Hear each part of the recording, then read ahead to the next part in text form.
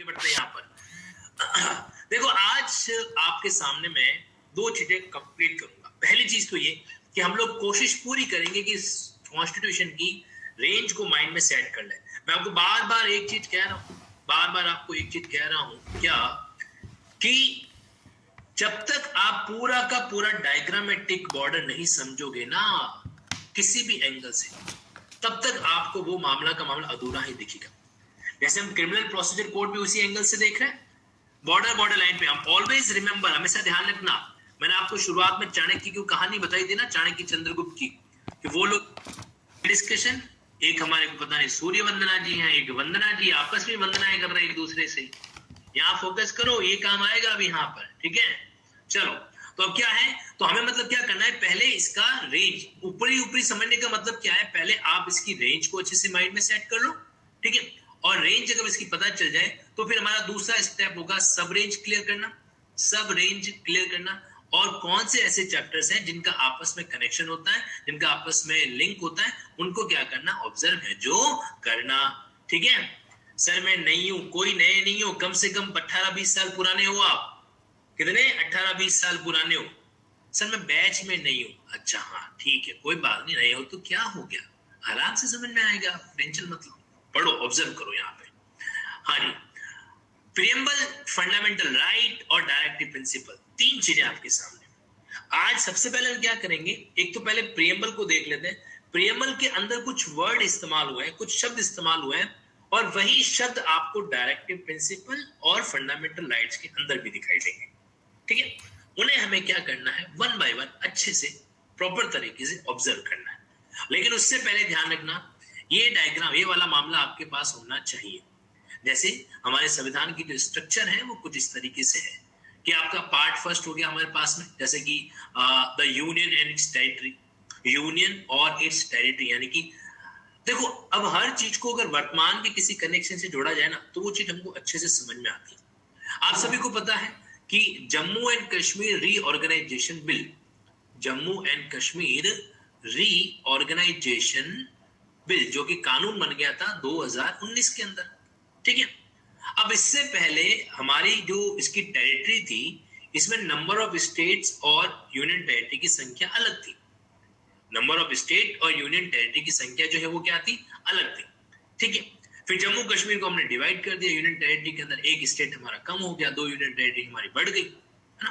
तो ये चीजें हमारे सामने धीरे धीरे आती हैं और उनको हमें क्या करना है, ऑब्जर्व करना है। अब जैसे ये करंट की घटना है, तो आपको इस करंट की घटना से इसको ऑब्जर्व करना चाहिए, आपको रिसेंट की घटना से क्या करना चाहिए, इसको ऑब्जर्व है जो करना चाहिए। कैसे? सुनो, देखो, अब इन्होंने जिस तरीके से 370 वाला मामला किया, 370 आर्टिकल के बारे में चेंजेस किए, तो क्या वहां पर उन्होंने स्टेट से कंसेंट ली? स्टेट से कंसेंट ली क्या? सोचना जरा, क्या आधे से ज्यादा स्टेट से कंसेंट का मामला इन्होंने रखा क्या? क्यों, कहा जरूरत है आधे से ज्यादा स्टेट के कंसेंट के मामले की? देखो क्या होता है कि हमारे पास संविधान के जो मूल शब्द हैं, अगर आप इनमें कोई भी चेंजेस करना चाहते हो, इनमें कोई भी चीज अगर आप परिवर्तन करना चाहते हो, तो आपको इसमें करना पड़ता है अमेंडमेंट। क्या शब्द इस्तेमाल कर रहा हूं मैं, ध्यान से सुनना, वर्ड है हमारे पास में अमेंडमेंट, ठीक है। हिंदी के अंदर इसको अपन कहेंगे संशोधन करना, अमेंडमेंट करना, ठीक है। तो अमेंडमेंट करने के कुछ अप्रोच होते हैं, कुछ अप्रोच है जो होते हैं। अब उन अप्रोच को आप ध्यान रखना, दो भागों में डिवाइड कर सकते हैं। एक तो होती है अप्रोच आपके आर्टिकल 368 की। आर्टिकल 368 का मतलब क्या होता है, रिमेंबर दिस फैक्ट, आर्टिकल 368 का मतलब होता है पार्ट 20। क्या? पार्ट 20, यानी कि हमारे 20वें भाग के अंदर आपको 360 एकमात्र इकलौता आर्टिकल यहां पर आता है। देखो हमारे संविधान के अंदर ऐसी दो जगहें हैं, कितनी? ऐसी दो जगहें हैं जहां पर सिंगल आर्टिकल पाया जाएगा। एक तो आपके ये पार्ट 4 ए, जहां पर सिर्फ एक आर्टिकल आता है 51A, ठीक है। और एक आपके पार्ट 20, यहां पर भी क्या, सिंगल आर्टिकल। बाकी सारे पार्ट्स में कम से कम 3, 4, 5 आर्टिकल्स ऐसे मिलेंगे आपको, ठीक है। तो ये भी एक लॉजिक है, पार्ट 4 और पार्ट 5 जहां पर आपको सिंगल आर्टिकल मिलेगा, ठीक है। अब जो रिपील्ड हो चुका है उसको भूल जाओ, ठीक है। पार्ट 7, जैसे यहाँ पर सूर्य वंदना जी ने कहा कि सर पार्ट 7 में भी तो है, वहां पर भी सिंगल आर्टिकल है, याद रखना। देखो हमारे संविधान के बनने के 7वें साल में, कितने 7वें साल के अंदर, ये 7 शब्द का बड़ा ही गहरा कनेक्शन है, आप लोगों को पता ही होगा, नहीं पता है तो भविष्य में पता चल जाएगा। ठीक है, तो ये 7वें शब्द के 7वें साल के अंदर, यानी कि 7th ईयर के अंदर 7वां अमेंडमेंट हुआ था। कौन सा? 7वां अमेंडमेंट है जो हुआ था। अब 1950 का कानून है, 1949 से मैं इसको काउंट कर रहा हूं, तो आपके 1956 ये आता है संविधान का 7वां साल। ठीक है, तो जब हमारा संविधान 7 साल का था तो उस समय उसमें 7वां संविधान संशोधन हुआ 1956 के अंदर। ठीक है, और इस 7वें संशोधन ने बहुत कुछ चेंजेज की, बहुत कुछ चेंजेज है जो किए, और खासकर जो सबसे बड़ा चेंज था, इसने 7वें पार्ट का 7वें साल में 7वें अमेंडमेंट से 7वें पार्ट की बलि चढ़ा दी गई, है ना। तो ये थोड़ा सा एक अजीबोगरीब लॉजिक है जी, तो ध्यान रखना। तो ये 238 वाला प्रोविजन जो है यहाँ से दिया था। और मैं आपको एक बात बताऊं कि इस 7th अमेंडमेंट ने बहुत कुछ चेंज किया। मैं आपको छोटी सी कहानी सुनाता हूँ। हमारे जो सरदार वल्लभ भाई पटेल थे, आयरन मैन ऑफ इंडिया, लौह पुरुष, उन्होंने मतलब क्या किया था कि जितनी भी देसी रियासतें थी ना, तकरीबन 530 समथिंग कुछ देसी रियासतें थी। देसी रियासतों को बोला जाता है प्रिंसिलरी स्टेट्स। प्रिंसिलरी स्टेट्स का मतलब ऐसी रियासतें जो अपने आप में थोड़ा इंडिपेंडेंट रहती थी, जो अपने आप में थोड़ा सा क्या रहती थी, इंडिपेंडेंट है जो रहती थी। वो या तो अंग्रेज सरकार को लगाम दे देती थी और अंग्रेज सरकार को बोलती भाई हमको हमारा शासन करने दो, हमको हमारा शासन जो है वो करने दो। ठीक है, और एक तरीका होता था कि वो पूरा का पूरा एडमिनिस्ट्रेशन ये जो अंग्रेज सरकार को दे देते थे, लेकिन फिर भी खुद को फ्रीडम। यहाँ पे तीसरा तरीका बिल्कुल independent. Independent in the sense कि भाई पुष्पा मैं किसी के सामने झुकेगा नहीं, इस टाइप का स्टेटस बना के रहते थे। ठीक है, तो अब जब भारत पाकिस्तान का डिवीजन हुआ तो 2 ऑफर आए उनके पास, भाई या तो पाकिस्तान के पास जाओ या इंडिया के पास जाओ, या ओपन रहो, इंडिपेंडेंट रहो। तो कई देसी रियासतों ने बोला कि नहीं हम तो इंडिपेंडेंट है। हाँ बिल्कुल अंकित जी, जूनागढ़ की रियासत है वगैरह वगैरह। ठीक है, तो क्या कहने का मतलब होता है कि वहां पर वो लोग क्या रहे थे, इंडिपेंडेंट, बोल के ना हम तो इंडिया के साथ भी नहीं जाएंगे और पाकिस्तान के साथ भी नहीं जाएंगे। तो इसके कारण जो है सरदार वल्लभ भाई पटेल ने एक गेम खेला। आप सुनना कितना मतलब चतुराई, कितनी चाणक्य बुद्धि थी उस समय के अंदर। वो क्या करते थे, एक हाथ में केला रखते थे और एक हाथ में डंडा रखते थे। समझना इस बात को, एक हाथ में बनाना, एक हाथ में डंडा। मिलते थे अलग अलग प्रिंसिलरी स्टेट से जाके मिलते थे, कैसे हो तुम लोग, सब कुछ ठीक है, घर पे सब बढ़िया है, माता पिता सब बढ़िया। प्रिंसिलरी स्टेट बोलते हाँ पटेल साहब सब कुछ ओके। फिर वो कहते भाई तुम्हारा क्या इरादा है। वो कहते इरादा मतलब इरादा इन द सेंस कि तुम आना चाहते हो या नहीं आना चाहते हो। तो फिर वो उनको पढ़ लो, देखो भारत जो है ना, वो भारत पहले वाला बात नहीं है। आप देखो इतना बड़ा साम्राज्य है, आप बैठे हो अकेले, कभी आपके ऊपर कोई विदेशी आक्रमण हो जाएगा तो आपको क्या लगता है आपके छोटे से प्रिंसिलरी स्टेट की सेना लड़ लेगी? आपको हमारी जरूरत पड़ेगी और हम सहयोग करेंगे। इस तरीके से वो क्या करते थे, उनको एकदम बढ़िया तरीके से जो लुभाते थे। ठीक है, लुभा देते। अब पहले तो प्यार से बनाना खिलाया, अरे मिठाई खिला लो यार, आप क्या सर्विस दी यार, मिठाई खिला लो चलो। तो पहले से उनको प्यार से बोले बनाना खा ले, अरे खा ले सेहत के लिए अच्छा होता नहीं। तो फिर डंडा खा रहा है कि मैं देखो अपने साथ में लूं, मतलब सेना के बल पर, सैन्य बल पर। तो ऐसे करके वहां पर क्या हो जाता था, वो प्रिंसिलरी स्टेट को अपने साथ मिला और लगभग उन्होंने कुछ 4-5 को छोड़ के सबका मामला निपटा दिया था। तो अब क्या हुआ था कि जैसे जैसे वो खुद को मिलाते जा रहे थे ना, तो उनको कुछ कंडीशन भी आगे कहते। अब कोई कहता था कि मेरे को एकदम ऐसे थोड़ा ये स्पेशल चाहिए, मेरे को हमारे जो पर्यटन है उसमें कोई इसी तरह का कंट्रोल नहीं चाहिए, यहाँ पर ये सेशन हम पर्टिकुलर हमारा चलाएंगे वगैरह वगैरह। तो अलग अलग कंडीशन थी। तो उसके according part A, part B, part C, part D, 4 तरह के स्टेट बनते चले गए। कितने तरह के? 4 तरह के स्टेट है जो बनते चले गए। ओके, मतलब फिर उसमें अलग अलग कंडीशन थी, जैसे एक वीआईपी था, एक वीवीआईपी था, एक कॉमन था, एक पुअर था। ऐसा करके उन्होंने स्टेट को अलग अलग दर्जे देके कुल मिला के भारत में उनको शामिल करना था और उन्होंने कर दिया। आपको पता है पंडित जवाहरलाल नेहरू से भी पहले अगर प्रधानमंत्री के पद की सबसे ज्यादा दावेदारी किसी की थी तो वो कहेंगे सरदार वल्लभ भाई पटेल साहब की थी। लेकिन वहां पर क्या है, महात्मा गांधी जी उसने बहुत ही इन्फ्लुएंसिंग पर्सनैलिटी थी जी उनकी। तो मतलब कोई बात कहते थे लोग टालते नहीं थे। तो उन्होंने उस समय एक चीज सोची, उन्होंने सोची कि भाई देश जो है वो संक्रमणकालीन दौर के अंदर चल रहा है। संक्रमणकालीन दौर का मतलब अभी जो हमारा देश है वो तो आजाद हुआ है, अभी संविधान बना है, तो देश को एक ऐसे बंदे के तक टिक सके जो लंबे समय तक इस पद को संभाल सके। अब पटेल साहब थोड़े उम्र दराज थे, एजेड के अंदर थे, तो महात्मा गांधी को लगा कि नहीं यार, ये पटेल साहब जो है वो 3-4 दिन के अंदर जो है चले जाएंगे, 3-4 साल में चले जाएंगे और फिर वापस संकट आ जाएगा, इसलिए ऐसे बंदे का चुनाव किया जाए जो कि थोड़ा लंबा चल सके उसमें। अब नेहरू जी थोड़े से थे, यंग वंग थे उस टाइप के अंदर। हालांकि पता है, भारत पाकिस्तान के बीच में लड़ाई करने के, दो भाग बंटने के पीछे भी एक अलग कहानी, एक राजनीतिक कहानी भी है, और इसके पीछे कहीं कहीं जो है वो प्रधानमंत्री बनने की होड़ भी थी।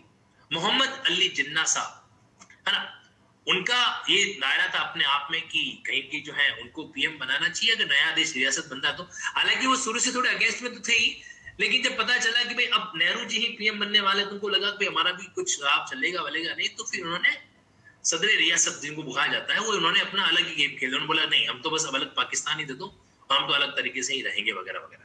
ठीक है, तो ये सीन चला। फिर सरदार वल्लभ भाई पटेल की जगह पर जो है इनको लाया गया, पंडित नेहरू जी को बनाया गया।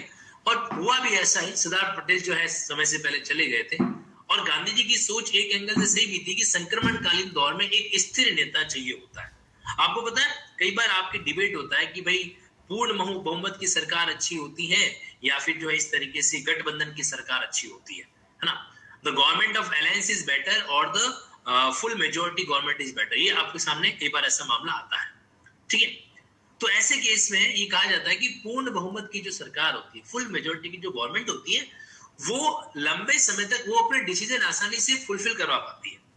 ये आप ध्यान रखना, ये आपके डिबेट का इश्यू रहता है। आप चाहो फुर्सत के टाइम के अंदर इसको ऑब्जर्व कर सकते हो। देखो कभी भी कभार आपको लगे ना कि थोड़ा फ्री टाइम है, तो आप अलग अलग वेबसाइट है, वेबसाइट पे कई लोगों ने ऐसे लिख रखे हैं, कंटेंट लिख रखा है, तो मेरा ये मानना है कि आपको उन ऐसे को उन कंटेंट्स को पढ़ना चाहिए। उनसे क्या होते हैं, उनकी फिलोसॉफी के बारे में आपको पता चलता है। और मैं आपको ये भी सजेस्ट करूंगा कि कुछ नॉवेल्स भी मंगवा के रखो, वो भी बहुत आपके लिए मतलब अच्छे होते हैं, बहुत ही अच्छे साबित होते हैं। मैं आपको सजेस्ट भी करूंगा कुछ पर्टिकुलर नॉवल। और सबसे अच्छी बात है, इससे आपका इंग्लिश पे कमांड बहुत बढ़िया होता है, और कहीं कहीं जो है आपका अप्रोच बदल जाता है। और खासकर किसी सुप्रीम कोर्ट के जज का लिखा हुआ नॉवल हो, है ना, जैसे प्रशांत भूषण ने लिख रखा है, तो वो तो पढ़ने ही चाहिए हमको, वो तो पढ़ने ही चाहिए। जैसे इमरजेंसी पर प्रशांत भूषण का मामला एक नॉवल है जो आ रखा है, तो ऐसी चीजें हमारे लॉ के कॉन्सेप्ट को अच्छा करती है, क्लियर करती है। ठीक है, सजेस्ट करेंगे एक गुड टाइम पर, एक बकायदा यूट्यूब पे मैं प्लान बनाऊंगा, डोंट वरी। ठीक है, अच्छा, तो क्या हुआ कि यहाँ पर इस तरीके से 1956 के अंदर लगभग ये पार्ट सी डी इनका मामला खत्म ही कर दिया गया। तो ये कारण भी था कि इस तरीके से हमारे पास में अभी है ना, ये बाकी सारे जो मामले थे वो हट गए। और आपको एक बात मैं और बता देता हूँ, ये जो आपका पार्ट 9 है ना, पार्ट 9 ये भी खत्म हो चुका था, ये भी डिलीट हो चुका था। इसमें भी क्या थे, आपके पार्ट सी स्टेट्स वगैरह के बारे में जिक्र है जो कर रखा था। मतलब टोटल 4 कैटेगरी के थे। अब जैसे कि अब आपके स्टेट हो गए, जैसे ये ए कैटेगरी हो गई, सुनना, ये ए कैटेगरी हो गई, ये बी कैटेगरी स्टेट हो गए, सी कैटेगरी में यूनियन टेरिटरी को डाला वगैरह, है ना, जैसे डी कैटेगरी में पंचायत वगैरह आ गए। इस तरीके से अलग अलग कैटेगरी बनी हुई थी जो समय के साथ में खत्म हो गई। ठीक है, तो पार्ट 9 भी डिलीट हो चुका था। पार्ट 9 को तो वापस नया जन्म दिया गया था। इसीलिए आप जब कभी भी पढ़ते हो ना पार्ट 9 में, तो इसके आगे लिखा हुआ इंसर्ट, ये कहां से स्टार्ट होता है पता है? आर्टिकल 243 से स्टार्ट होता है। तो ये आर्टिकल 243 पहले पूर्ण रूप से हटा दिया गया था, और हटाने के बाद फिर 73rd संविधान का संशोधन आया, 73rd अमेंडमेंट, है ना। और जो कब आया था, जिसमें हमारा प्रादुर्भाव हुआ था, बोले तो 1992 में। ठीक है, उस समय ये आया था 1992 के अंदर। और वहां पे क्या किया, इस तरीके से पंचायत का मामला है जो अस्तित्व में आता है, और आर्टिकल 243 को वापस जीवित किया जाता है। और ये कारण है इसके लिए शब्द आप देखोगे ना, तो आपको लिखा हुआ मिलेगा इंसर्टेड। तो आपके माइंड में कंफ्यूजन आना चाहिए कि यार 243 तो एक सीधी रेंज में आ रहा है, सीधी रेंज समझ गए, जैसे 1 2 3 4 5 6 7 8। अब ये जो रेंज होती है, इसका मतलब क्या, ये रेंज वो है जो संविधान के शुरुआत में लाई गई थी। जैसे कोई भी बेरेक बनता है तो 1 2 3 4 ऐसे अरेंजमेंट नहीं होता। फिर अगर आप कोई बीच में, अगर आप मान लीजिए कोई बीच में जो है इस तरीके से आप क्या करते हो, कोई नया शब्द जोड़ते हो, तो 5A 5B 6A 6B ऐसे जोड़ा जाता है। तो अगर कोई ऐसे शब्द हमको दिखे जैसे 51A, तब हमको समझ में आ जाता है भाई ये बाद में जोड़ा गया होगा। लेकिन 1 2 3 4 सीक्वेंस से अगर कोई चीज आ रही है तो ऐसे केस में माना जाता है कि भाई वो ओरिजिनल होगा। लेकिन यहाँ पर आपके सामने इंसर्ट वर्ड किया गया, इसका मतलब क्या होता है कि इसको पहले डिलीट कर दिया गया था 7th अमेंडमेंट से। तो क्या है, ये 7th अमेंडमेंट की बड़ी ही इंटरेस्टिंग अपने आप में एक दास्तान है, अपनी अलग कहानी है, ठीक है। तो अब यहाँ से क्या हुआ, आपके ये आर्टिकल हट गया। मुद्दा हमारा ये चल रहा था कि भाई हमारी रेंज के अंदर ऐसे कौन से पार्ट हैं जो सिंगल आर्टिकल वाले हैं। तो हमने देखा पार्ट 4 ए है और पार्ट 20 है। फिर आप में से किसी कैंडिडेट ने कहा कि पार्ट 7 भी है, तो मैंने कहा चलो भाई इसी बहाने आपको पार्ट 7 की कहानी है जो बता देता हूँ, ठीक है जी। समझ में आया? आया ना? ये पॉइंट समझ में आ गया तो एक थम्स अप मार दो, मुझे बता दो कि हाँ सर बिल्कुल ये कहानी तो हमको माइंड के अंदर सेट होगी। हम लोग संविधान को है ना धीरे धीरे समझेंगे, ध्यान रखना। इसलिए आपको थोड़ा धैर्य बना के रखना पड़ेगा, धैर्य पेशेंस जो है वो बना के रखना पड़ेगा। खैर, तो अब इस तरीके से हमारे संविधान के अंदर टोटल 22 जो पार्ट्स थे, ओके, और उसके अंदर जो है एक सिंगल आर्टिकल वाले भी कुछ 2 पार्ट हैं अपने आप में, फंडामेंटल ड्यूटीज और वगैरह। तो मैं बात कर रहा था आपके सामने आपके इसकी यानी कि पार्ट 20 की, पार्ट 20 यानी कि अमेंडमेंट। तो हमारा जो चार्ट बन रहा था वो चार्ट ही बन रहा था कि अमेंडमेंट जो होते हैं संविधान के अंदर वो 2 तरीके के होते हैं। या तो आर्टिकल 368 के तहत अमेंडमेंट करो, और या फिर इसके लिए स्पेशल प्रोविजन होता था, या फिर इसके लिए क्या होता था, स्पेशल प्रोविजन जो है वो होता था। Special provision, special provision in the sense particular article के अंदर लिखा रहता था, पर्टिकुलर आर्टिकल के अंदर लिखा रहता था कि आप यहाँ पर क्या कर सकते हो, इसमें चेंजेस कर सकते हो, और इसके तहत जो अमेंडमेंट होगा वो 368 का अमेंडमेंट नहीं कहलाएगा, 368 का अमेंडमेंट नहीं कहलाएगा। ऐसा बकायदा स्पष्ट रूप से लिखा गया। मैं आपको आगे कुछ प्रोविजन का जिक्र भी करवाऊंगा जहां पर आप क्या करोगे, इस पॉइंट को अच्छे से ऑब्जर्व कर सकोगे। जैसे कि एक सेकंड के लिए आप आर्टिकल 4 देखो, एग्जाम्पल लिख रहा हूं यहां पर मैं, एग्जाम्पल। आप समझना इस बात को कि भाई हम संविधान में चेंज करने की बात कर रहे हैं, संविधान में संशोधन करने की बात कर रहे हैं, समझिए। तो आर्टिकल 4 का 2 क्लॉज है, क्लॉज 1 और क्लॉज 2। आप क्लॉज 2 को पढ़िए मेरे साथ साथ। यहां क्या लिखा हुआ है, नो सच लॉ। अमेंडमेंट में क्या होता है, एक लॉ होता है, ध्यान रखना, अमेंडमेंट में एक तरीके से कानून होता है। No such law as aforesaid, जो ऊपर दे रखा है, shall be deemed to be amendment of this constitution for the purpose of article 368। तो ये क्या कह रहा है, ये कह रहा है कि 4(1) में जो हमने आपको बात अभी बताई है, 4(1) को आप क्या नहीं करोगे, 368 का अमेंडमेंट नहीं मानोगे, 368 का अमेंडमेंट नहीं मानोगे। ये पॉइंट आपके सामने यहां पर आता है। अब क्या है 4(1), मैं आप पढ़ लेता हूं 2 मिनट के अंदर। क्या लिखा हुआ, any law refer to in article 2 और आर्टिकल 3, आर्टिकल 2 या आर्टिकल 3 के अंदर जो भी कानून का जिक्र कर रखा है, any law refer in article 2 और 3 shall contain such provision of for the amendment of the first schedule. क्या लिखा हुआ है, amendment of the first and fourth schedule. तो आप देखो आर्टिकल 4 में, ये आपका आर्टिकल 4 में यहां पर मेंशन कर देता हूं, आर्टिकल 4 का 1 और 4 का 2, ठीक है। 4 के 1 में क्या कह रहा है कि भाई आप जो है आर्टिकल 2 या आर्टिकल 3 के तहत कोई लॉ बनाते हो, और उस लॉ के माध्यम से जो पीछे अनुसूचियां दे रखी है, स्केड्यूल दे रखा है, उस स्केड्यूल के अंदर आप पहले स्केड्यूल में या 4, कई लोग शेड्यूल बोलते हैं, कई लोग स्केड्यूल बोलते हैं, अच्छा प्रोनाउंसिएशन करने वाले स्केड्यूल ज्यादा बोलते हैं, है ना, और आप अनुसूची वर्ड भी कह सकते हो। तो अगर आप शेड्यूल फर्स्ट और फोर्थ, फर्स्ट में क्या है, फर्स्ट में राज्यों की सूची दे रखी है और आपके यूनियन टेरिटरी में इसकी सूची दे रखी है, और फोर्थ में क्या है, तो भाई देखो राज्यों से ही क्या रिप्रेजेंटेटिव कहाँ जाते हैं, राज्यसभा के अंदर जाते हैं। तो हर राज्य का अपने आप में अलग अलग रिप्रेजेंटेशन होता है। तो राज्यसभा में हर राज्य के कितने सदस्य आएंगे, कितने मेंबर्स आएंगे, ये आपका जो है पार्ट 4 यानी कि शेड्यूल 4 बताता है। तो ये क्या कह रहा है कि अगर आप शेड्यूल फर्स्ट या शेड्यूल 4 में कोई अमेंडमेंट करते हो लॉ बनाकर, ठीक है, तो वो अमेंडमेंट जो है उसके बारे में क्या लिखा, as may be necessary to give effect to the provision of the law and may also contain such supplemental, incidental or consequential provision, including provision as to representation in parliament and in the legislature या legislature of state for state affected by such law। तो यहाँ पर क्या कह रहा है, यहाँ पर कह रहा है कि आर्टिकल 2 या 3 के संबंध में आप क्या कर सकते हो, कानून है जो बना सकते हो, और वो कानून क्या करेगा, अमेंडमेंट करेगा शेड्यूल फर्स्ट में, शेड्यूल फोर्थ में, ठीक है। और इसी लॉ के बारे में इन्होंने क्या लिखा, ये जो शब्द लॉ है ना, इसी के बारे में इन्होंने यहाँ पे क्या लिखा कि ऐसा आप कोई भी जो लॉ बनाओगे ना, ऐसा कोई भी जो आप लॉ बनाओगे जिसके माध्यम से आप क्या कर रहे हो, अमेंडमेंट कर रहे हो, चेंज कर रहे हो, वो लॉ आपके 368 का लॉ नहीं समझा जाएगा। यानी कि वो अमेंडमेंट आपके आर्टिकल 368 का अमेंडमेंट जो है वो नहीं समझा जाएगा। ठीक है, ये बेसिक बात यहाँ पर आपको मेंशन है जो कर रही है। कहने का मतलब क्या हो गया कि भाई अनुच्छेद एक्चुअल में क्या है कि ये जो 4(1) है ना, ये 4(1) अच्छे से तब समझ में आएगा जब आप आर्टिकल 2 को और आर्टिकल 3 को दोनों के पॉइंट को समझोगे। मैं आपको शॉर्ट में बता देता हूं कि आर्टिकल 2 और 3 में है क्या। आर्टिकल 2 कहता है कि आप कोई नया स्टेट फॉर्म कर सकते हो, मतलब हमने भारत के बाहर की कोई जमीन एक्वायर्ड कर दी वगैरह वगैरह, फिर आपने उसको एक नया स्टेट फॉर्म कर दिया।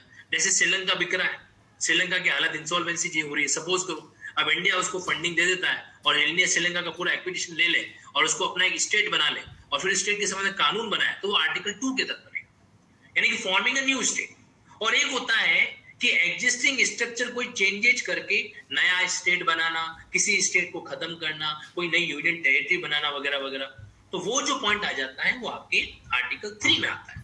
ठीक है, इसमें लिखा हुआ भी है, अगर आप आर्टिकल 3 के ABCD पॉइंट को पढ़ो, फॉर्म अ न्यू स्टेट, देखिए नया स्टेट कैसे बनाओगे, separation from the territory from any state, किसी स्टेट की टेरिटरी से अलग बना के उसको निकालना। जैसे पहले स्टेट ऑफ बॉम्बे था, स्टेट ऑफ बॉम्बे से हमने गुजरात अलग बनाया वगैरह वगैरह, है ना, MP से छत्तीसगढ़ हो गया, उत्तर प्रदेश से उत्तराखंड हो गया, ओके, आंध्र प्रदेश तमिलनाडु हो गए। तो ऐसे सिचुएशन के अंदर क्या हो जाएगा, ये मामला यहाँ पर आ जाएगा। ओके, अब देखो क्या होगा, तो आर्टिकल 2 में नया स्टेट बनाना और आर्टिकल 3 के अंदर क्या हो जाएगा, इस तरीके से वहां पर किसी एग्जिस्टिंग स्ट्रक्चर में चेंजेज करके नया स्टेट बना रहे हो, बाउंड्री कम ज्यादा कर रहे हो, उसके लिए लॉ बना के करना पड़ता है। तो ये जो अमेंडमेंट वाला लॉ होता है, तो आर्टिकल 4(1) कहता है कि इसके कारण शेड्यूल 1 और शेड्यूल 4 में अमेंडमेंट होंगे, लेकिन ये अमेंडमेंट 368 के अमेंडमेंट नहीं कहलाएंगे। अब ये बात मैंने आपको क्यों कही, ये बात मैंने आपको इसलिए कही ताकि मैं आपको ये कॉन्सेप्ट समझा सकूं। कौन सा कॉन्सेप्ट, कि भाई अमेंडमेंट जो होते हैं हमारे संविधान में वो दो तरीके से होते हैं। एक अमेंडमेंट होता है आपके आर्टिकल 368 वाला और एक अमेंडमेंट होता है स्पेशल प्रोविजन वाला। ठीक है, तो स्पेशल प्रोविजन जो है आर्टिकल में खुद में लिखा रहेगा, आर्टिकल के अंदर खुद में मेंशन कर रखा होगा। ठीक है, तो ये स्पेशल प्रोविजन का एग्जांपल समझ में आया, हाँ या ना, मुझे बताओ। Have you got this special amendment provision? बात समझ में आ गई आपको, यस या नो में बता दो मुझे। बहुत बढ़िया, शाबाश। ठीक है, अब इस पॉइंट को थोड़ा और आगे समझते हैं। तो ये तो हो गया स्पेशल प्रोविजन वाला अमेंडमेंट। अब क्या होता है ये याद रखना, क्योंकि ये आपको संविधान में बहुत सारी जगह पर मिलेगा, एक दो जगह पर नहीं है, बहुत सारी जगह पर मिलेगा। सुनीता जी कहाँ ध्यान रखते हो आप? अटेंशन, देखो आप लोग है ना ऑनलाइन क्लास को बहुत फोकस रख के समझो, है ना। मैं वापस बता देता हूँ, कोई बात नहीं, बट फोकस बना के रखो। हमारे संविधान की स्ट्रक्चर में जो आप चेंजेस करते हो उसको अमेंडमेंट बोलते हैं। अमेंडमेंट जो है वो दो तरीके के होते हैं। एक अमेंडमेंट यानी कि पार्ट 20 आर्टिकल 368 वाला अमेंडमेंट, जिसके बारे में अभी तक मैंने कोई बातचीत नहीं की है, और दूसरा स्पेशल प्रोविजन वाला अमेंडमेंट। ठीक है, स्पेशल प्रोविजन वाला अमेंडमेंट का मतलब क्या होता है? स्पेशल प्रोविजन का अमेंडमेंट होता है जैसे कि आपके जो स्पेशल आर्टिकल के अंदर उस चीज को मेंशन कर रखा होता है, स्पेशल आर्टिकल के अंदर उस चीज को मेंशन कर रखा होता है। इसका मैंने एग्जांपल आपके सामने रहेगा आर्टिकल 4। आर्टिकल 4 में अपन क्या कर रहे हैं कि भाई आपने इसके आर्टिकल 4 भी दो भागों में डिवाइड हो रखा है। पहला भाग क्या कहता है कि अगर आप कोई नया राज्य बनाने के लिए या कोई यूनियन टेरिटरी वगैरह को अल्टर करने के लिए कोई लॉ बनाते हो, तो वो लॉ आपके शेड्यूल 1 और शेड्यूल 4 को, हमारे संविधान के पीछे जो है ना 12 शेड्यूल लगे हुए, 12 स्केड्यूल्स लगे हुए हैं। ठीक है, तो ये बात क्या आ जाएगी, वहां पर आपके कवरेज हो जाएगी। ठीक है, तो अगर ऐसा कोई आप अमेंडमेंट कर देते हो तो वो अमेंडमेंट जो है वो 368 का अमेंडमेंट नहीं कहलाएगा। मतलब अमेंडमेंट तो है, तो इसको क्या बोलेंगे, स्पेशल प्रोविजन वाला अमेंडमेंट है जो कहेंगे। ठीक है जी, इस बात को आपको ध्यान रखना है। हाँ जी, ये क्लास छोड़ने की धमकी कौन दे रहा है भाई?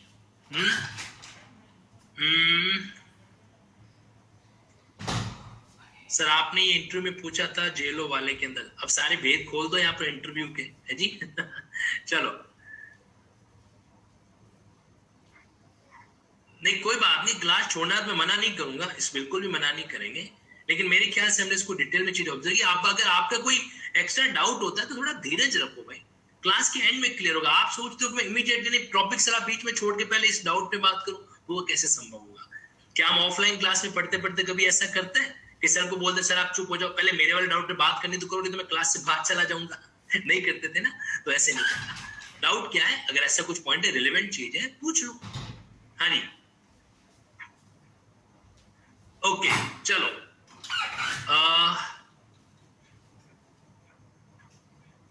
ठीक है, मुझे आप लोग को डाउट नहीं दिख रहा है। चलो लेट मूव अहेड, आगे बढ़ते हैं। यहाँ पर सर आज की क्लास अच्छे से समझ आ रही है, बस आ रही है, वही तो कह रहा हूँ, फ्लो फ्लो चलो भाई।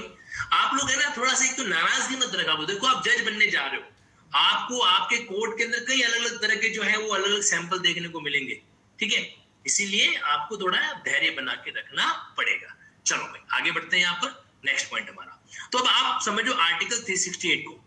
अब आर्टिकल 368 का पॉइंट है जो यहाँ पर समझिए। अब देखो जो कैसी क्लास चल रही है चलने दो, कोई कहता है जल्दी करो, कोई कहता है फास्ट को नहीं, आपके अकॉर्डिंग चलाऊंगा ऐसे क्लास भी, क्लास कैसे चलेगा बताओ, आप फ्लो में चीजों को समझो, आप है ना। आर्टिकल 368 को समझो। अब आर्टिकल 368 में क्या है, दो बातें आती है आर्टिकल 368 के अंदर।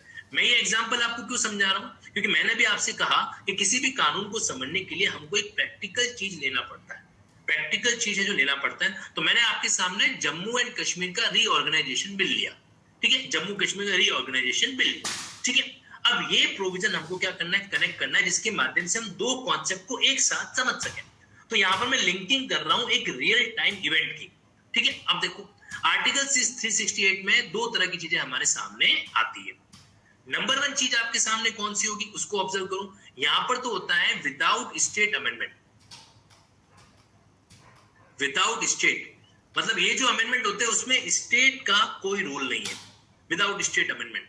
और एक होता है with state amendment, with state amendment. इसका मतलब क्या, एक्चुअली विद स्टेट अमेंडमेंट का मतलब होता है कि अगर देश में संसद पार्लियामेंट अगर संविधान में संशोधन करना चाहती है तो उसको कम से कम आधे राज्यों की, हाफ ऑफ स्टेट्स की क्या लेनी पड़ेगी, कॉन्सेंट लेनी पड़ेगी।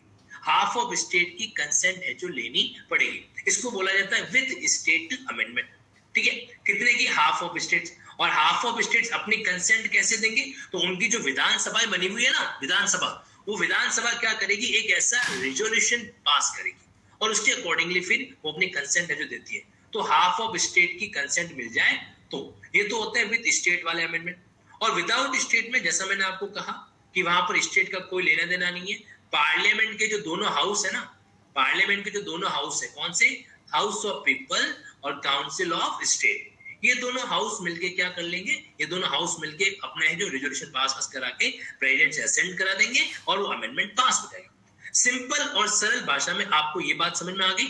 एक क्या होगा विदाउट स्टेट अमेंडमेंट, एक होता है विद स्टेट अमेंडमेंट, ठीक है। अच्छा अब यहां पर क्या है, ये जनरल रूल है, ध्यान से सुनना, ये क्या है, ये जनरल रूल है, ये जनरल रूल है। और ये है एक्सेप्शन, ये क्या है, एक्सेप्शन। सामान्यतः अगर पूछा जाए ना कि भाई संविधान में अमेंडमेंट करने की पावर किसके पास है, तो इसका आंसर होगा ये पावर पार्लियामेंट के पास है। ये पावर किसके पास में है, पार्लियामेंट के पास में है। लेकिन अगर इसके एक्सेप्शन की बात करें तो parliament amendment is subject to ratification by state. एक शब्द इस्तेमाल कर रहा हूं मैं, रेटिफिकेशन। रेटिफिकेशन का मतलब होता है रेटिफाई करना। जैसे एक एग्जांपल देता हूं मैं आपको, आपने शायद इंडियन कॉन्ट्रैक्ट लॉ में पढ़ा होगा या पार्टनरशिप एक्ट में पढ़ा होगा कि एक माइनर जब मेजर हो जाता है, माइनर जो है जब बड़ा हो जाता है तो वो क्या करता है, या तो उसको एक्सेप्ट करता है या उसको रिजेक्ट करता है, ठीक है। एक्सेप्ट करता है तो उसको कहा जाता है रेटिफाइड बाय द माइनर, मतलब माइनर ने उसका अनुसमर्थन है जो दे दिया, ठीक है। तो इसको भी यही पाया जाएगा कि स्टेट जो है वो क्या करेंगे, इसको रेटिफाई करें, बराबर। तो ये मामला हमारे सामने आता है, तो इसको अपन दूसरे शब्दों में ये भी कह सकते हैं रेटिफिकेशन बाय स्टेट।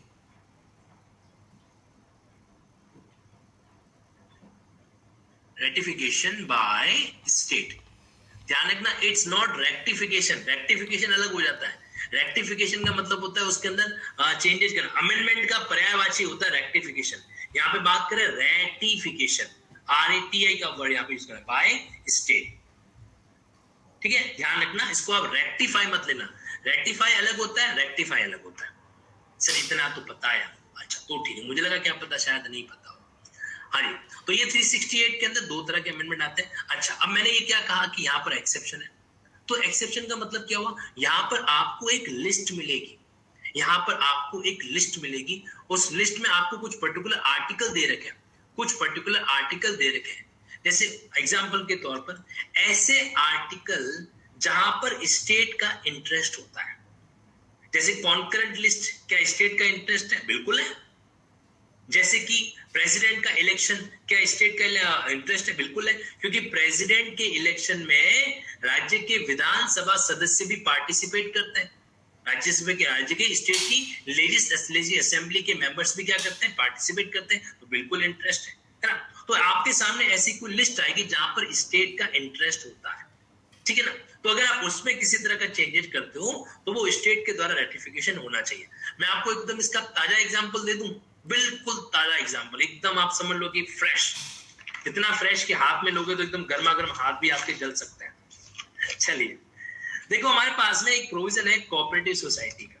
किसका? Cooperative society.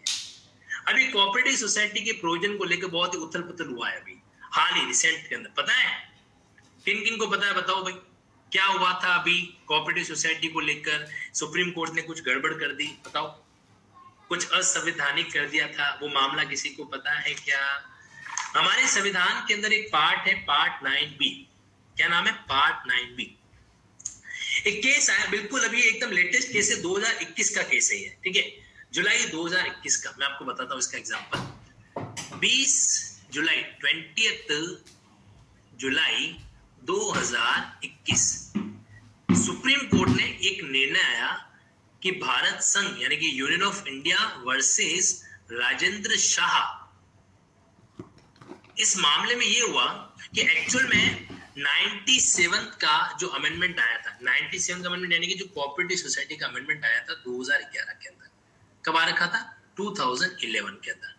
अब 2011 के अमेंडमेंट के तहत इन्होंने पार्ट 9B इंसर्ट किया था, पार्ट 9B। इतना ही नहीं, इन्होंने जो डायरेक्टिव प्रिंसिपल है उसके अंदर भी एक आर्टिकल इंसर्ट किया था, आर्टिकल 43। कौन सा आर्टिकल था? याद है? Article 43B। Okay, 43B article उन्होंने इंसर्ट किया। इतना ही नहीं, इन्होंने जो आपका आर्टिकल 19 है जो कि आपका फंडामेंटल राइट है, उसके क्लॉज 1 के सब क्लॉज C के अंदर, जैसे कोऑपरेटिव सोसाइटी वगैरह नहीं, तो सब क्लॉज C के अंदर भी इन्होंने कुछ बात है जो स्पेसिफिक लिखी वहां पर, ठीक है। तो अब क्या हुआ, C के अंदर भी इन्होंने कोऑपरेटिव सोसाइटी, तो ये 3 जगह पर अलग अलग चेंजेस जो हुए थे। अब क्या आता है, कोऑपरेटिव सोसाइटी होती है 2 तरह की, ध्यान से सुनना। कोऑपरेटिव सोसाइटी कितने तरह की होती है? 2 तरह की होती है। एक होती है आपके state cooperative society, state cooperative society, और एक होती है multi state cooperative society. Multi state का मतलब जो एक से ज्यादा राज्यों के अंदर वर्कआउट करती है। अब होता ये कि मल्टी स्टेट कोऑपरेटिव सोसाइटी ये तो सेंट्रल का मुद्दा है। ये कैसा मुद्दा है? ये यूनियन का एक्सक्लूसिव मुद्दा है। लेकिन ये जो है वो स्टेट का मुद्दा होता है। किसका मुद्दा होता है? स्टेट का मुद्दा। ध्यान से सुनना, मैं एंड में वापस सवाल पूछूंगा आप लोगों से। देखो, तो ये कैसा है? स्टेट का मैटर था। अब इन्होंने जो 97 अमेंडमेंट पास किया ना, वो उन्होंने क्या कर दिया, वो उन्होंने 368 के पहले वाले तरीके से कर दिया। 368 का पहला वाला तरीका यानी कि विदाउट स्टेट अमेंडमेंट आ गया। 97 अमेंडमेंट को जब पास किया गया, जब इसमें संविधान में चेंज हुआ, तो इन्होंने 368 का पहला तरीका बोले तो विदाउट स्टेट अमेंडमेंट वाला प्रोविजन अप्लाई कर दिया। विदाउट स्टेट वाला अमेंडमेंट प्रोविजन है जो अप्लाई कर दिया, ठीक है। अब देखो, सुनो, एक बार आर्टिकल 368 निकालो ताकि आपको यूनियन राजेंद्र वाला मामला भी समझ में आ जाएगा, संविधान संशोधन भी समझ में आ जाएंगे, और भी कई सारी बातें जो आपके माइंड में एकदम क्लिक है जो हो जाएगी। अब जब आप 368 देखते हो तो यहाँ पर आपके सामने इन्होंने क्या कर रखा है, ABCDE 5 बातें दे रखी है, ठीक है। कितनी? 5 बातें यहाँ पर दे रखी है। और इन 5 बातों के अंदर जो तीसरी वाली बात है, इन 5 बातों में से जो तीसरी वाली बात है ना, वो किससे कनेक्टेड है? List in the 7th schedule. तो ये जो तीसरी वाली बात है, ये 7th शेड्यूल से कनेक्ट होती है। 7th शेड्यूल बोले तो आपके 7th शेड्यूल का मतलब आ जाएगा आपके अनुसूची, यूनियन लिस्ट वगैरह, है ना। तो ये प्रोविजन वहां पे आ जाते हैं, ठीक है। अब देखो, तो 7th शेड्यूल के अंदर ये प्रोविजन हमारे सामने आता है। तो अब cooperative society, state cooperative society आपके इसमें 7th शेड्यूल का लिस्ट में मेंशन कर रखा है। तो फिर राजेंद्र शाह ने बोला कि साहब, सरकार ने तो गड़बड़ी कर दी, ये विदाउट स्टेट वाला अमेंडमेंट था ही नहीं। ये तो कैसा अमेंडमेंट था? ये अमेंडमेंट था आपके विद स्टेट वाला अमेंडमेंट, और सरकार ने गलत प्रक्रिया से ये कानून लेकर आई। विद स्टेट वाला अमेंडमेंट था, ठीक है, इसलिए 2021 देखो 2011 का कानून 10 साल बाद में, 10 साल बाद में जाके क्या हो रहा है, 10 साल बाद में जाके क्रैश हो रहा है, समझना। ठीक है, तो यहां पर ये बात उसके सामने, इसका जिक्र करेंगे अपन। ठीक है, सरकार सो रही थी, जग रही थी, इसको भूल जाओ आप, लेकिन ये पॉइंट आपके सामने, ऐसे कई सारे मुद्दे संविधान के, अब ये तो एक मुद्दा है। ठीक है, तो आपको इसका लॉजिक बैठा, यानी कि क्या है यहां पर, तो ये आपके 368 का पहला वर्ड है और साथ साथ ये 368 का प्रोविजो के अंदर सेगमेंट है जो आता है, तो ये वाला अमेंडमेंट करना चाहिए था, उन्होंने ये वाला कर दिया। इसलिए राजेंद्र शाह के केस में सुप्रीम कोर्ट ने कहा कि ये जो पार्ट 9B है, ये उस एक्सटेंट, ध्यान रखना, पार्ट 9B को पूरा का पूरा अनकॉन्स्टिट्यूशनल नहीं किया गया है। इन्होंने कहा है उस एक्सटेंट तक जहां तक state cooperative society word use हो रहा है, वहां तक ये असंवैधानिक है, यानी कि इसको आप क्या करो, अनकॉन्स्टिट्यूशनल डिक्लेयर करो। और जहां पे बात आ रही है मल्टी स्टेट कोऑपरेटिव सोसाइटी की, क्योंकि मल्टी स्टेट कोऑपरेटिव सोसाइटी वैसे आपकी यूनियन का मुद्दा है, तो यूनियन का मुद्दा, इसका मतलब वहां पे तो वही प्रोसेस चाहिए थी, कौन सी, विदाउट स्टेट अमेंडमेंट वाली। तो ये तो ठीक है, this is right but this one is wrong, तो इसको तो उन्होंने कॉन्स्टिट्यूशनल बना के रखा है और इसको उन्होंने क्या कर दिया, अनकॉन्स्टिट्यूशनल है जो कर दिया। ठीक है, अब ये सिचुएशन है भैया आपके, कुल मिला के इतना बड़ा रोल होता है, तो आपके संविधान का हर एक आर्टिकल बहुत शानदार है, हर आर्टिकल जो अपने आप में क्या होता है, बहुत शानदार। वेरी गुड अनुश्री जी, बहुत बढ़िया। डॉक्ट्रिन ऑफ सीवरेबिलिटी, जहां पर आप उसको सीवियर है जो कर सको। वैसे मैं आपको बता दूं, ये जो यूनियन वर्सेस राजेंद्र का मैटर था, इसमें एक जज ने ये भी कहा कि भाई आप सेपरेट कैसे करोगे, क्योंकि हकीकत यही है कि जब आप पार्ट बी को पढ़ते हो ना, पार्ट 9B को जब पढ़ते हो, तो सारे आर्टिकल इस तरीके से हैं कि आप उसको अलग अलग करोगे कैसे, अलग अलग जानने की इच्छा है, एक्साइटेड हो तो मैं आपको उस आर्टिकल पे लेके चलूं, अगर एक्साइटेड हो तो मैं आपको उस आर्टिकल पे लेके चलूं जहां पर आपको जज की वो बात जस्टिफाई लगेगी कि भाई कैसे अलग कैसे करोगे आप, है ना। अब जो है मतलब दूध में से पानी कैसे निकालोगे, दूध में से पानी कैसे निकालोगे। ठीक है, अब इस पॉइंट को समझना। देखो अब आप आ जाओ पार्ट 9B पे आओ। अब पार्ट 9B के अंदर आप देखिए 243 ZH से मामला स्टार्ट हो रहा है। ZH में डेफिनेशन दी, ZI के अंदर कुछ इनकॉर्पोरेशन करने की बात कर रहा है, ZJ है ना, ZL, इसी तरीके से मामला चल रहा है। अब आप सीधा आ जाओ 243 के ZR पे। आप कहां पे आ जाओ, मैं की बात कर रहा हूं मल्टी स्टेट की, यहां पे आ जाओ 243 के ZR पे आ जाओ।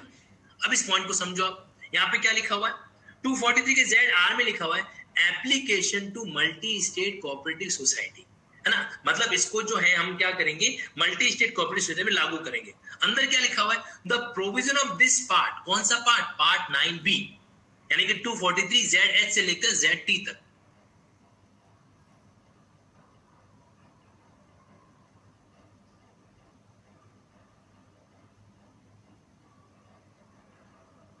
हाँ जी, तो क्या हुआ, अब इसका देखो, the provision of this part shall apply to the multi state cooperative society subject to the modification that any reference. अब यहाँ पे क्या लिखा हुआ है कि ये पार्ट को आप एज इट इज अप्लाई कर दो, मल्टी स्टेट कोऑपरेटिव सोसाइटी पर अप्लाई कर दो, और सिर्फ मॉडिफिकेशन क्या करना है आपको, जहां पर वर्ड आता है लेजिस्लेचर ऑफ स्टेट, जहां पे वर्ड आता है स्टेट एक्ट, जहां पे वर्ड आता है स्टेट गवर्नमेंट, वहां पर आप रेस्पेक्टिवली क्या पढ़ोगे, स्टेट लेजिस्लेचर की जगह शब्द पढ़ोगे पार्लियामेंट, यानी कि स्टेट लेजिस्लेचर की जगह शब्द क्या पढ़ना है आपको, पार्लियामेंट। जहां पर वर्ड लिखा हुआ स्टेट एक्ट, स्टेट का कानून, वहां पर आप शब्द क्या पढ़ोगे, सेंट्रल एक्ट, सेंट्रल एक्ट। जहां पे शब्द लिखा हुआ स्टेट गवर्नमेंट, वहां पर क्या पढ़ोगे, सेंट्रल गवर्नमेंट। और इस तरीके से part 9B multi state cooperative society पर लागू हो जाएगा।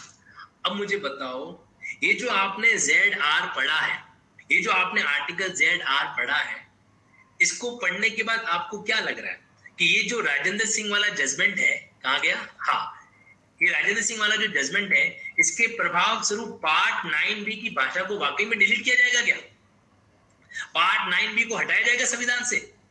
आपको क्या लगता है, आपको क्या लगता है कि पार्ट 9B को हटाया जा सकता है? नहीं हटाया जा सकता। मतलब ये वो बात हो गई कि आपने प्रपोज किया, अब उसने हाँ भी नहीं बोला और ना भी नहीं बोला, अब आप कुछ मत करो, बैठे रहो, सोचते रहो, सिर खुजाते रहो, अरे यार कुछ न कुछ तो कह के गई थी, हाँ मुस्कुरा के गई थी तो हाँ बोला होगा। खैर ये तो प्रिजम्पशन है और ये रिपीटेबल प्रिजम्पशन है, इसका तो कुछ कर ही नहीं सकता। मुद्दा क्या हुआ यहाँ पर आपके सामने, उसको समझो। मुद्दा ये हुआ, अब देखो ये चीज है ना, ये चीज हमारा एक्साइटमेंट लेवल बढ़ाती है, ये चीज हमारा एक्साइटमेंट लेवल है जो बढ़ाती है ना। अब फटाफट सुनो। तो कहने का मतलब ये हुआ कि भाई Rajendra, union versus India Rajendra case में ये बात तो आई कि भाई जो हमारे पार्लियामेंट ने 97th अमेंडमेंट से कोऑपरेटिव सोसाइटी का पॉइंट डाला था, ये पॉइंट उस एक्सटेंट तक असंवैधानिक है जहां पर हमको 368 के इसके प्रोविजन के तहत अमेंडमेंट करना था और हमने ये वाला प्रोविजन वहां पर अप्लाई किया, ठीक है, इसलिए गलत होगा। लेकिन जब आप वाकई में ढूंढने आओगे तो पता चलेगा कि यहां पर अब किसको हटाएं किसको रखें। तो खैर आपको इतना याद रखना है कि अब स्टेट कोऑपरेटिव सोसाइटी का मामला अपने आप में असंवैधानिक हो चुका है। कैसा मामला रहेगा, यहाँ पर इस मामले को open multiple state cooperative society के तहत डील है जो करेंगे, ठीक है जी। चलिए आगे बढ़ते हैं। ये कौन कर रहा है पलट पलट, अनुश्री जी। अच्छा सर रिपीट करो, मेरे को समझ में नहीं आया। कहां से समझ में आएगा है जी, हम तो इन डायलॉग्स में खो जाते हैं। आजकल जमाना उल्टा हो गया, आजकल लड़के पलट पलट नहीं करते, आजकल मामला अलग चल रहा है ना। यूं लड़कियां यूं करती पलट और बेचारा पलट जाता है वो। खैर चलो कोई बात नहीं, ऑब्जर्व करो। तो कुल मिलाकर ये सीन आपको समझ में आया, हाँ या ना? ये पिक्चर जो मैंने अभी आपको दिखाई है, ये आपके माइंड में विजुअलाइज हुई, मजा आया कि नहीं आया, यस और नो? Thank God. मैं जब यहाँ पर 96% देखता हूँ ना, मेरे दिल में बहुत खुशी होती है। स्कूल के अंदर तो कभी 96% आए नहीं, कम से कम यहाँ पर तो आ जाए, अच्छी बात है ना। हमारे स्कूल के दिनों के अंदर भी जो है ना, मतलब फिक्स कैंडिडेट थे, हमेशा टॉप पर वही रहते थे और उनके कारण बहुत सुनने को मिलना था, है ना। खैर चलो, बचपन की यादें बड़ी प्यारी होती है। मैं आपको एक किस्सा सुनाऊंगा, कभी सही मौका मिलेगा तब, स्कूल के दिनों का। मेरे को याद दिलाना 5वीं बोर्ड का क्या किस्सा था, मैं बताऊंगा कभी आपको। चलो तो यहाँ पर क्या होता है, अब इस पॉइंट पे आ जाओ। तो ये हमारे सामने क्या रहता है, अमेंडमेंट का इस तरीके से प्रोविजन है जो रहता है, ठीक है जी। अब वापस आ जाओ रेंज पर। हम बेसिकली क्या डील कर रहे थे, रेंज के बारे में बातचीत है जो कर रहे थे। तो हमारे पास में पार्ट 20 आया, पार्ट 20 से अमेंडमेंट वर्ड आया और हमने अमेंडमेंट की जाके पूरी की पूरी बैंड बजा दी, अमेंडमेंट का पूरा पोस्टमार्टम कर दिया। अब देखो, कहने को तो हमको आज फंडामेंटल राइट, डायरेक्टिव प्रिंसिपल और प्रीएम्बल की लिंकिंग पढ़नी है, लेकिन अगर आपकी इच्छा हो तो मैं अभी आपके सामने आर्टिकल 368 का पोस्टमार्टम कर दूं। है इच्छा तो बताओ, और नहीं तो कोई बात नहीं, मैं पोल कंडक्ट कर लेता हूं, आपकी जो ईमानदारी वो बता देना। क्योंकि अभी एक्चुअली क्या, थोड़ा एक्साइटमेंट का लेवल जगा हुआ है ना, अभी आपका ऑक्सीजन बढ़ा हुआ है। तो मुझे ऐसा लग रहा है अभी अगर मैंने आपको 368 समझा दिया, पोस्टमार्टम कर दिया, तो आपके माइंड में अच्छे से फिट हो जाएगा, ठीक है। अच्छा, शिकायत तो नहीं करोगे ना कि सर क्लास का टाइटल तो कुछ था, अंदर तो कुछ पढ़ा देते हो, कैसे सर, ऐसी शिकायत तो नहीं करोगे ना? हाँ तो ठीक है। अब आ जाइए, मैं आपको बता देता हूँ इसके अंदर है क्या। कंफर्म करना पड़ता है भाई, वकीलों को पढ़ा रहा हूं मैं, है ना। लोग डरते हैं, लोग आसानी से वकीलों की क्लास में नहीं पढ़ाते, उनको पता है यार कल भेज देंगे लीगल नोटिस। हमारे चार्ट के केस में एक मामला ऐसा खतरनाक हो गया कि एक कैंडिडेट ने 2 चार्ट ऑर्डर कर दिए। शुरुआत में जब मैंने, हमारी वेबसाइट का टेक्निकल प्रॉब्लम रह गया था, तो मैंने वहां पर ये नियम डाला था कि भाई एक कैंडिडेट एक ही कर सकता है। तो किसी एक ने जो 2 चार्ट ऑर्डर कर दिए, अब एक की तो सप्लाई होगी, दूसरे के लिए उसको रिक्वेस्ट करे भाई आपका रिफंड ले लो। वो कह रहा है कि तुम्हारी गलती है, तुमने 2 पेमेंट लिए, तो लिए कैसे? अब मेरे को तो 2 चार्ट के सेट ही चाहिए, else I will sue you. Technical team को कहा डोंट वरी। फिर वापस मुझसे बात हुई तो सर मैं तो मजाक कर रहा था। मैंने कहा ठीक है। बेचारी सपोर्ट टीम डरी थी, एसएमसी आई हमारे पास कि सर आपका वो कैंडिडेट तो ऐसे ही कह रहा है। खैर चलो, तो ये मामला रहता है। अब आओ 368 पर आओ।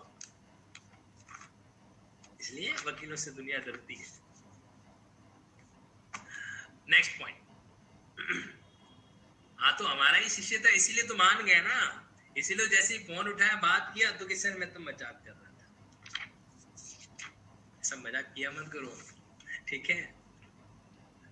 वकालत सारी यहीं भी निकालो, धनसुख सर के सामने ही। अब देखो इसमें क्या है आपके सामने, आर्टिकल 1 2 3 4 5 5 पॉइंट है। हम इनको पांचों पॉइंट को अच्छे से ऑब्जर्व जो करते हैं। खैर आपने फोर्थ और आपके फिफ्थ पॉइंट अलग सेगमेंट के मेनली आपको 3 आर्टिकल क्या करना है, डिस्कस है जो करना है, अच्छे से ऑब्जर्व है जो करना है। 1, फिर यहाँ पे आपका ये 2 सेगमेंट, ये थर्ड वन और ये फोर्थ वन। देखिए 1 2 3 4 और 5। देखिए 1 में क्या लिखा हुआ है nothing not with standing anything in this constitution. Bracket में डालो इस बात, संविधान में किसी बात के होते हुए भी इसको ब्रैकेट में डाल दो और हमको इसको स्किप करके पढ़ना है। देखिए पार्लियामेंट में in exercise of its constituent power, जो इसकी संवैधानिक शक्तियां हैं उसको इस्तेमाल करते हुए पार्लियामेंट में constituent power amend by way of addition, variation और रिपील। ये 3 वर्ड याद रखना, एग्जाम में पूछे जा सकते हैं। अमेंडमेंट के तरीके क्या बताए इन्होंने, नंबर 1 एडिशन, जोड़ के नया प्रोविजन जोड़ना है, वेरिएशन उसमें चेंजेस करके, और तीसरा रिपील।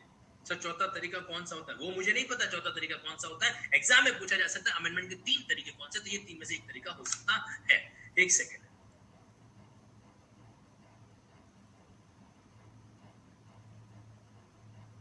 मैं ठीक हूं, ओके।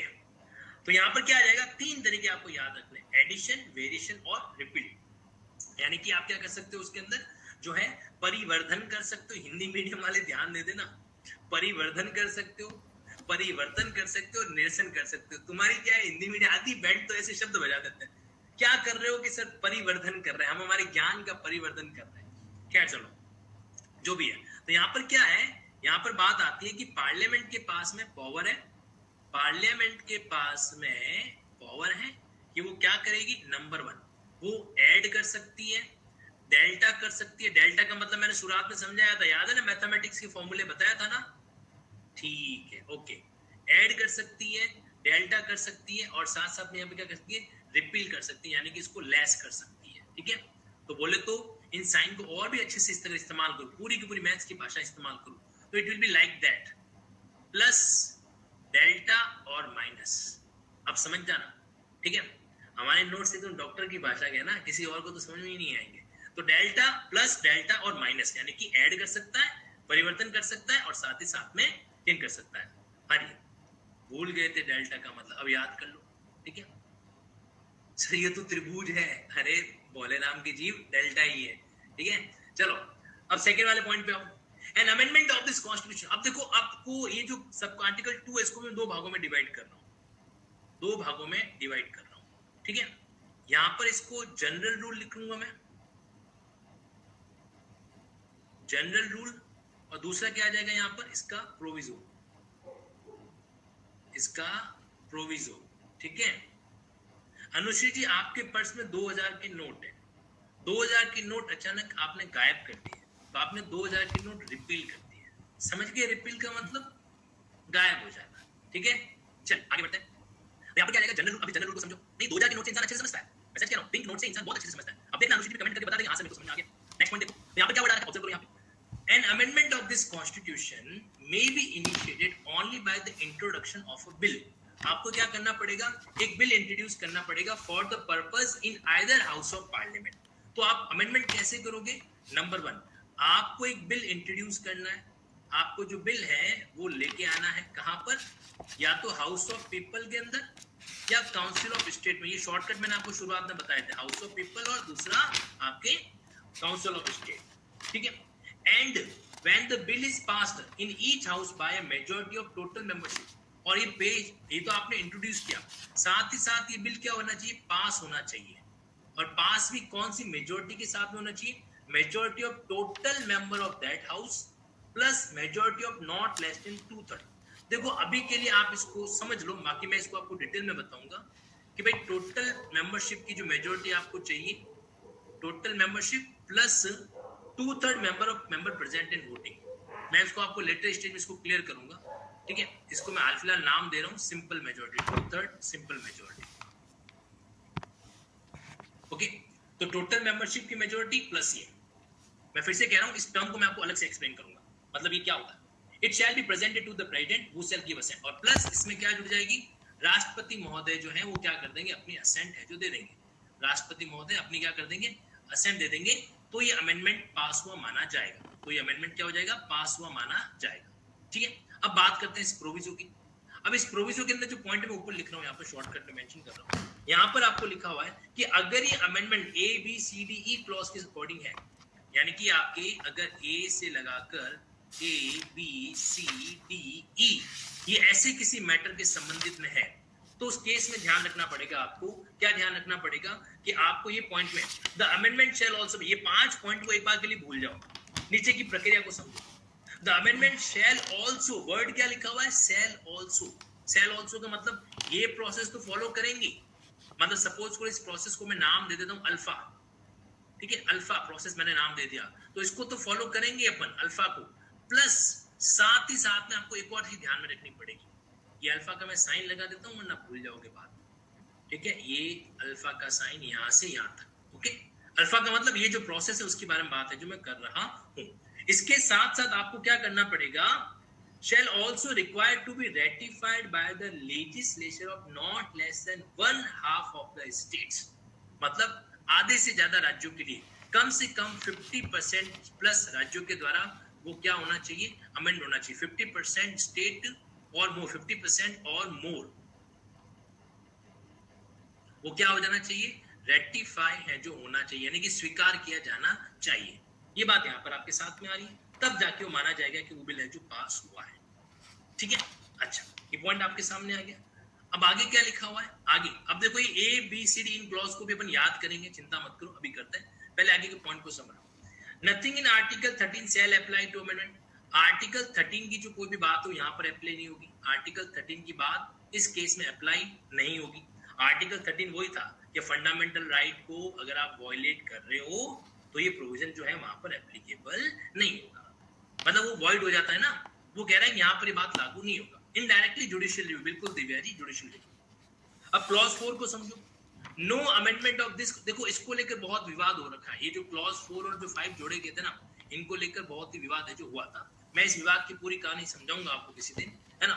मिनर्वा मिल्स का जो केस है आप मान के चलना इसी से कनेक्टेड है, ठीक है। ये क्या था, 42nd अमेंडमेंट से इन दोनों क्लॉज को जोड़ा गया था, 4 और 5 को। ये दोनों कौन से अमेंडमेंट से जुड़े थे, 42nd अमेंडमेंट, इमरजेंसी के दौरान इन दोनों क्लॉज को जोड़ा गया था, इसको भी और इसको भी, ठीक है। तो बाद में क्या हुआ, इन दोनों सेक्शंस को, इन दोनों क्लॉज को जो है इनवैलिड डिक्लेयर किया गया, इन दोनों ही क्लॉज को चैलेंज किया गया था और इसको इनवैलिड डिक्लेयर किया गया था, इनवैलिड डिक्लेयर किया गया था। मिनर्वा मिल्स का केस आया था, उसमें मिनर्वा मिल्स का जो केस आ रखा था उसके तहत, मिनर्वा मिल्स का जो केस आया था, ये केस आया था आपके 1980 के अंदर, यूनियन ऑफ इंडिया 1980 के अंदर, उसमें इसको क्या कर दिया गया, इन दोनों क्लॉज को एक तरीके से इनवैलिड है जो घोषित कर दिया गया था।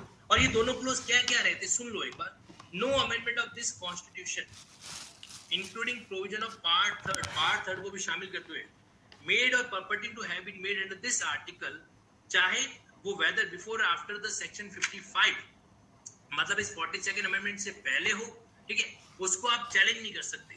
यानी कि इन्होंने क्या प्रोविजन डाला, नो चैलेंज, नो चैलेंज, मतलब आप इसको चैलेंज नहीं कर सकते। अगर हमने जो भी अमेंडमेंट किया वो फुल एंड फाइनल है, मतलब कोर्ट के रोल पर कैसे चला रहे थे। फिर 5 में क्या लिखा हुआ, for the removal of doubt it is hereby declared that there shall be no limitation whatever on the constituent power of parliament, मतलब ये क्या कह रहे हैं कि पार्लियामेंट के पास में अनलिमिटेड पावर है, कितनी अनलिमिटेड पावर है कि वो कभी भी संविधान को संशोधित कर सकती है, अनलिमिटेड पावर टू अमेंड। अब मुझे बताओ भला ये बात सुप्रीम कोर्ट कैसे स्वीकार करता है, सुप्रीम कोर्ट कैसे एक्सेप्ट करता है। इसलिए सुप्रीम कोर्ट के सामने जैसे ही मौका आया, देखो ये जो दौर था ना 1960 से लेकर 1980 के बीच का, ये दौर गजब लड़ाई हुई थी, जोरदार लड़ाई हुई थी पार्लियामेंट के बीच में और सुप्रीम कोर्ट। इधर पार्लियामेंट कानून लेके आ रहे, सुप्रीम कोर्ट कह रहा है खल्लास, और फिर जब सुप्रीम कोर्ट जजमेंट लेके आए तो पार्लियामेंट बोले चल हट, है ना। इस तरीके से दोनों के बीच में धुआंधू चल रहा था, और बड़ी इसकी शानदार संवैधानिक कहानी जिसको सुनेंगे हम अच्छे तरीके से सुनेंगे। आप लोग संविधान को एंजॉय करो, बस संविधान को एंजॉय करो। जिस दिन आप संविधान को एंजॉय करोगे ना, मैं आपको प्रॉमिस करता हूँ संविधान ऑटोमेटिकली आपके माइंड में घुसेगा, आप चाहकर भी रोक नहीं पाओगे उसको, चाहकर भी रोक नहीं पाओगे, है ना। तो वो एक अलग कहानी थी जिसको हम सही तरीके से ऑब्जर्व करेंगे कभी, ठीक है जी। तो आर्टिकल 368 के अंदर ये बातें हैं। अब एबीसीडी क्लॉज को एक बार देख लो। एबीसीडी क्लॉज में क्या है कि भाई 54, 55 ये आपके प्रेसिडेंट के इलेक्शन के संबंध में, 73, 162 ये एग्जीक्यूटिव पावर है यूनियन और स्टेट की, आर्टिकल 241 ये आपके यूनियन टेरिटरी के संबंध में प्रेसिडेंट की बात करता है, उसमें रोल की बात करता है। फिर एक और आर्टिकल जोड़ा गया था 279 ये जीएसटी संबंधी बात कर रहा था ये। फिर आपके चैप्टर 4 ऑफ पार्ट 5 यानी कि सुप्रीम कोर्ट और चैप्टर 5 ऑफ पार्ट 6 यानी कि हाई कोर्ट। तो अगर मैं इन प्रोविजन को थोड़ा सा बताऊं तो यहाँ पर क्या क्या प्रोविजन आपके आ जाएंगे, जैसे मान लो इनको मैं नाम यहाँ पर एक्सप्लेन कर देता हूँ। जैसे ये ए, तो ए में तो ध्यान रखना एक तो प्रेसिडेंट का इलेक्शन, ठीक है, और दूसरा था एग्जीक्यूटिव पावर, ठीक है, ओके, और साथ साथ में आपके आर्टिकल यूनियन टेरिटरी के संबंधित पॉइंट जो आ जाएगा, ठीक है। बी में क्या था, बी में आपके प्रोविजन आ रहे हैं सुप्रीम कोर्ट और हाई कोर्ट के। सुप्रीम कोर्ट और हाई कोर्ट के संबंध किसी प्रोविजन में आप चेंज करना चाहते हो। सी में तो आप याद रख लोगे शेड्यूल 7, ये तो आपको याद रह जाएगा, इसके क्लॉज भी याद कर लेना, एग्जाम में आ सकते हैं, क्लॉज वाइज भी पूछा जा सकता है। फोर्थ में क्या था, representation of state in parliament, है ना, representative of state in parliament, यानी कि डी में स्टेट का रिप्रेजेंटेशन, स्टेट का एक तरीके से रिप्रेजेंटेशन, और ई में आर्टिकल 368 इटसेल्फ। अगर 368 में भी चेंज करना चाहते हो तो भी स्टेट के साथ रेटिफाई करना पड़ेगा। ये बातें आई, ये बातें आप थोड़ा सा यहाँ पे मेरे पास स्पेस नहीं था, लेकिन आपके पास A4 पेपर पे फुल स्पेस होगा, वो आप अच्छे से एक बार कवर जो कर लीजिएगा। हाँ जी, ठीक है, चलिए 4-5 सिलेबस में नहीं किया है, फिर सिलेबस में नहीं किया है, फिर मतलब क्या कहना चाहिए, सिलेबस में कवर हाँ नहीं करना, नहीं पढ़ना है आपको, डोंट वरी। अनकॉन्स्टिट्यूशनल प्रोविजन से सवाल नहीं आते एग्जाम के अंदर, ठीक है। तो ये आपका 368 की पूरी कहानी थी, ठीक है। तो ये अमेंडमेंट का प्रोविजन था। मैं फिर से कह रहा हूँ, आप लोग मुझे पता है बाद में शिकायत करोगे क्लास की हेडिंग तो ये 3 सर तो ये पढ़ाते हैं अच्छे सर नहीं है, ये अच्छे सर नहीं है, ऐसी शिकायत मत करना। मैंने आपको इसका रीजन बता दिया है, क्योंकि लॉजिक आया था तो लॉजिक के साथ में कनेक्टिविटी हमने जोड़ दी। मैं एक्चुअली मेरे साथ बहुत बड़ी समस्या रहती है कि मैं पढ़ाना तो कुछ चाहता हूँ और पढ़ा कुछ और देता हूँ, ऐसा होता है मेरे साथ, कई बार होता है। इसलिए कई बार स्टूडेंट मुझे छोड़ के भी चले जाते कि नहीं सर सॉरी हम आपके पास नहीं पढ़ेंगे, ऐसा भी होता है, बट कोई बात नहीं। एक्चुअल में मुद्दा तो ये आया था, मैं आज आपको रेंज याद कर रहा हूँ, सच बता रहा हूँ, मैं आपको रेंज याद कर रहा हूँ, ये मेरा मुद्दा था आज की क्लास के अंदर। लेकिन अब जम्मू कश्मीर का जिक्र आया, मुझसे रहा नहीं गया, ठीक है, I was out of my emotion, में भावनाओं में बह गया, और इसलिए पूरी क्लास इस तरीके से हमारे सामने आ गई, है ना। हाँ, मजा आया कि नहीं आया क्लास के अंदर। देखो क्या होता है, जब पढ़ाते पढ़ाते दिल से इंसान पढ़ाता है ना, तो आप मान के चलना मजा आएगा ही आएगा, ठीक है जी। इसलिए टेंशन कभी मत लेना, वापस भी आ जाता। हाँ ये बात है, ये बात है कि फिर वो स्टूडेंट क्या है कि इधर उधर जाते तो हैं, जाते हैं और भटक भटक के वापस आ जाते हैं, बोल कि सर ठीक है हम आपकी बात मान लेते हैं।